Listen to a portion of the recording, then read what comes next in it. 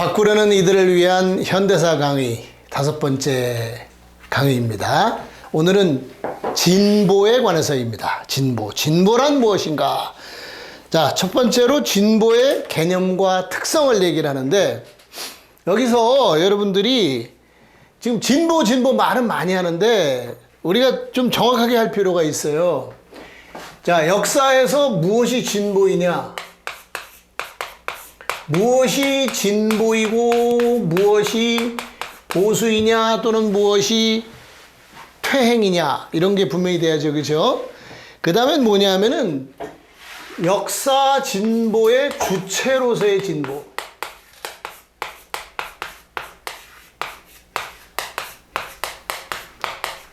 요 주체인 진보가, 우리 그런 얘기 하죠. 뭐 진보가 뭐 망했다, 진보가 앞장섰다, 뭐 했다. 그건 진보 세력을 말하는 거죠. 그죠? 그래서 요거는 가치의 문제고, 그죠? 그러면 우리가 어떻게 돼야 진보라고 말할 수 있느냐, 이거예요. 그 다음에 이거는 뭐냐면은 세력의 문제죠. 그죠? 세력입니다. 다 사람이 하는 건데 사람 없이 공허하게 뭐 그냥 진보가 뭐 지발로 이렇게 갈 리는 없는 거고, 그죠? 요걸 딱 구별해서 우리가 이야기를 이제 해봐야 된다. 자, 두 가지가 있다 이거예요. 우리가 이제 민주주의 얘기할 때 그런 얘기 했었죠. 민주주의는 하나는 권력의 문제고 또 하나는 권리의 문제다, 이렇게 얘기를 했습니다. 그래서 마찬가지로 진보도 이래야 우리가 진보라고 말할 수 있다라는 거와 그 진보를 담지하고 나가는 세력, 진보 세력, 이걸 말하는 겁니다. 자, 그 다음에 진보의 특성은 뭐냐면 가치지향적이에요. 우리가 그냥 양적인 성장, 발전, 이런 걸 우리가 진보라고 말하지 않습니다. 그죠? 명확하게 가치를 설정하고 그 가치에 따라서 가는 건데, 자, 굉장히 중요한 거 있죠. 진보는 상대적입니다. 상대적. 첫째 시간에 선생님이 그런 얘기 한 적이 있었는데, 자, 선생님은 키가 큰 사람이에요? 작은 사람이에요? 상대적으로 저기 할 수 있죠. 그렇죠? 자, 허재 알죠? 농구선수. 허재 큰 사람이에요? 작은 사람이에요? 당연히 키 큰 사람이죠. 그러나 서장훈 앞에 가면 나는 왜 이렇게 작아질까? 이렇게 되겠죠. 그죠? 그것처럼 상대적입니다. 진보 마찬가지예요. 근데 상대적인데, 자, 시대에 따라 다르고 또 나라에 따라 다릅니다. 그렇죠? 네. 시대에 따라 다르다라고 하는 것은 우리가 조선 후기, 말기 같은 경우에 천주교는 상당히 진보적이에요. 지금 보면 아니죠. 그죠? 시대에 따라 다르다는 거예요. 그죠? 상당히 다르다는 거예요. 자, 그런데 이제 나라별로도 다릅니다. 자, 우리 한번 이런 질문 한번 해봅시다, 여러분들. 민주당이 진보예요? 아니에요? 보수. 당연히 아니라고 그러겠죠. 그래가지고 그런 거에 막 열내는 사람들도 있어요. 진보다, 언제부터 민주당이 진보인데 진보라고 얘기를 하고 뭐 이럽니다. 굉장히 어리석은 겁니다. 왜냐하면 민주당이 진보라는 것은 맞을 수도 있고 틀릴 수도 있어요. 그렇죠?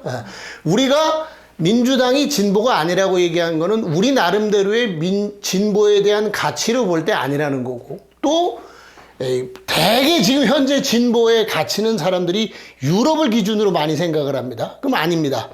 그러나 우리나라 같은 경우에서는 분명히 그 언론에서 그렇게 얘기를 하죠. 진보 쪽으로 뭐 표가 어떻게 됐고 하면서 민주당 얘기를 하면은 그걸 열받아가지고 그런 사람들이 있습니다. 그게 무슨 소리야, 그 보수에 뭐. 근데 그런 소리는 해봤자 아무 소용도 없어요. 왜?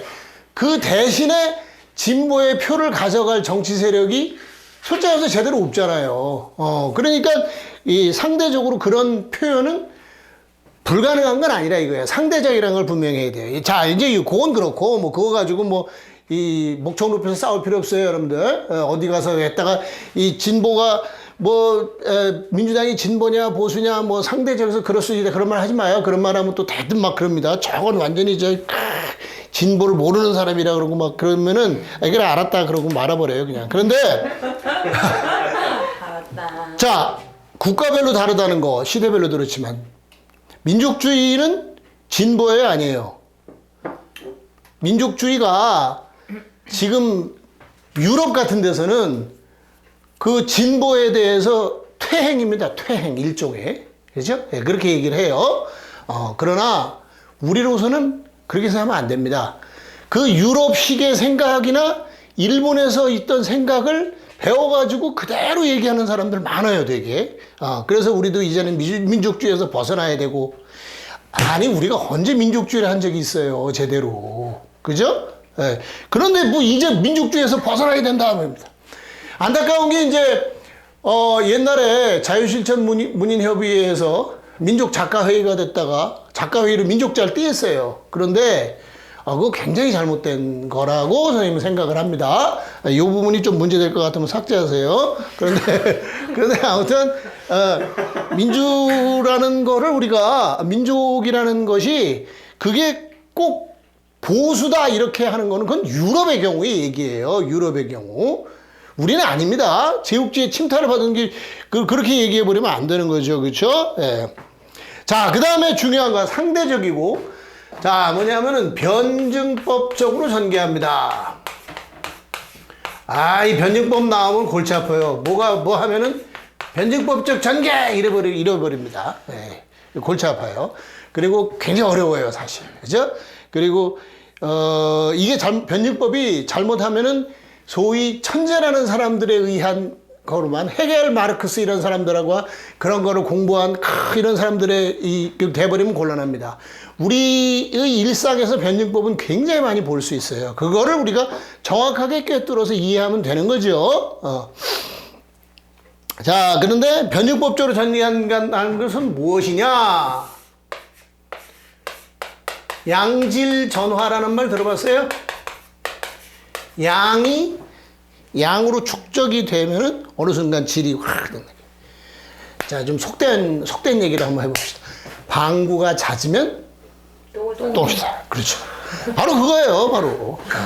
그래서 여러분들 2012년 말에 박근혜가 대통령이 됐어요.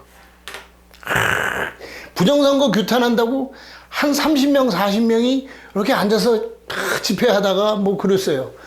불쌍하기 짝이 없었죠. 참, 막 그랬어요. 그때 누가 그런 걸 생각을 했겠어요. 그 후에 촛불 항쟁이 되리라고는. 그죠? 근데, 물론 이거 조심해야 돼요. 무조건 그러면 나중에 팍 터진다 생각하면 안 되는 거고. 그러나, 어쨌든 그런 게 쌓였기 때문에 이게 터져나간다 이거예요. 이게 양질 전화입니다. 자, 그래서 우리가 이 진보도 마찬가지다 이거예요. 양이 쌓여가지고 질적인 전환을 합니다. 이 양이 질적으로 전환하는 거기서 그러기 때문에 우리가 요 양이 질이 되게 하기 위한 매개 고리라고도 하는데요. 요걸 잡는 게 굉장히 중요해요. 그게 바로 계기투쟁입니다. 자, 지금 우리가 운동을 비약적으로 발전시키기 위해서 고리로 잡아야 되는 것. 바로 일본의 오염수 방류. 일본의 오염수 방류, 미국이 두둔을 하죠? 아주 그냥 국제 원자력 기구 어쩌고 떠들어요. 국제 원자력 기구 IAEA가 얼마나 형편없는 놈들인지 나오고 있어요. 이제 그렇게 급진적이라고 볼 수 없는, 진보적이라고 볼 수 없는 서울대 원자력공학과 교수조차도 거기는 미일 원자력 기구입니다. 벌써부터 걔네들이 영향력 행사하고 그랬단 말이에요. 이게 딱 고리가 딱 잡히는 거야, 벌써. 그렇죠? 그러면은 사람들이 단순했던 이제 회원받겠구나 이 생각이나 또는 일본 놈들 이런 생각이 급격하게 비약적으로 발전할 수 있는 이런 계기가 되는 거예요. 이런 걸 우리가 잘 잡아야 됩니다. 자, 그 다음에 뭐냐면요. 이 변증법 하면 여러분들 뭐 있어요? 역삼각형. 역삼각형이라고 얘기를 하죠, 주로. 정반합입니다. 자, 내가 촛불을 들고 싸웠어요. 탄핵했습니다. 반동이 와요. 싸움의 결과로 나옵니다. 자, 이게 또 정이 되고 이게 또 반이 돼서 이렇게 나갑니다. 근데 이걸 또 도식적으로 이해하면 곤란하죠. 여기서 우리가 중요하게 생각이 될 건 뭐냐면은 뭐 역사적인 어떤 행위가 있는 거에 대해서 반드시 반대가 있다 이거야. 반동입니다. 근데 반동이란 말은 사실은 이게 그 학술적인 용어예요. 그런데 역사에서 반동이란 말은 쓸 수 있는 건데 우리는 여러분들은 안 그런지 모르겠어요. 근데 나만 해도 그 어렸을 때 그런 거 많이 들어가지고 반동하면 그건 빨갱이들이 하는 소리 이런데 사실은 이건 학술적인 용어입니다. 역사에서 어떤 작용이 있으면 반작용, 반동이 있는 거예요. 자, 그걸 우리가 놓치면 안 됩니다. 그걸 놓치는 사람들 많아요. 이제 우리는 민주화 됐어, 했어. 얘네들이 거세게 친다는 거에 대해서 생각을 못 합니다. 걔네들도 나름대로 일리가 있는 말 하고 있어. 그런 소리야. 그런 한심한 생각을 하면 안 되는 거죠. 그죠? 자, 그래서 변증법적인 전개를 한다 이거예요. 그 다음에 뭐냐면요. 이 총체적이고 궁극적인 진보가 돼야 돼요. 진보도 막 각계로 전진합니다. 여러 가지 진보, 여러 가지에 대한 진보적 가치가. 요 다음 진보의 가치에 대해서 얘기를 할 텐데 막 합니다. 그런데 이것이 속에서의 충돌이 있지 말란 법이 없죠. 있을 수 있습니다. 충분히. 있을 수 있어요. 그런 것이 있을 수 있습니다. 자, 예를 들면 이런 겁니다. 아시아 사람들이 흑인보다 더 많이 차별을 받아요. 요즘, 최근에. 그게 왜 그러냐.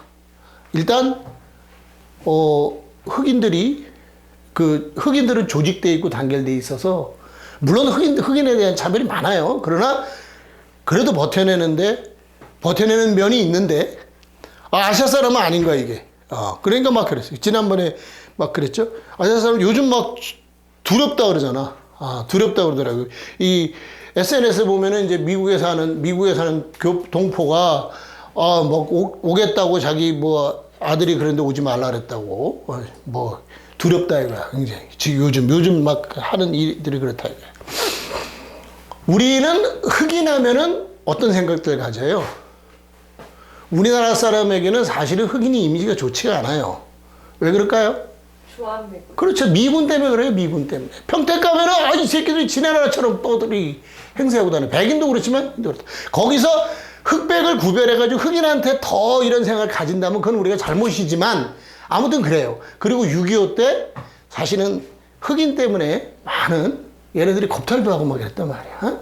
전상국이라는 사람의 아베이 눈물이라는 아베이 가족이구나. 아베이 가족이란 소설이 있는데 거기 보면은 이제 흑인한테 그래가지고 이제 태어난 애가 이제 아베야 이름이. 왜 아베냐? 저기 제 아베 신조 아베가 아니고 말을 못해요. 아베베베베 이래가지고 그래가지고 이제 아베가 됐는데 그런데 이제 그런 것들 등등 이게 이제 흑인들에 대한 것이 그런 인상으로 우리에게 있단 말이에요. 근데 사실 우리가 흑인을 차별할 이유는 없죠. 그리고 이런 게 사실은 충돌이 되는 거야. 미국에 대한 반감과 인종 차별을 해서는 안 된다는 거하고 충돌이 될 수 있어요. 그죠? 지금 페미니즘 같은 건 그런 건 많죠. 그거 좀 이따 다시 설명하겠습니다만, 그럴 수 있어요. 여러 가지로. 그런 문제들에 대해서 우리가 생각을 해봐야 되는데, 자, 이것도 결국은 총체적이고 궁극적인 해결이 돼야 됩니다. 무슨 얘기냐? 하나만 완전히 해결되는 진보, 이런 건 없어요. 그죠? 그래서 우리가 양질 전후로 질적인 전화를 이루기 위한 그러한 진보로 나가야 된다. 그것이 무엇이냐? 그 가치의 핵심은 무엇이냐? 이런 거에 대한 거를 우리가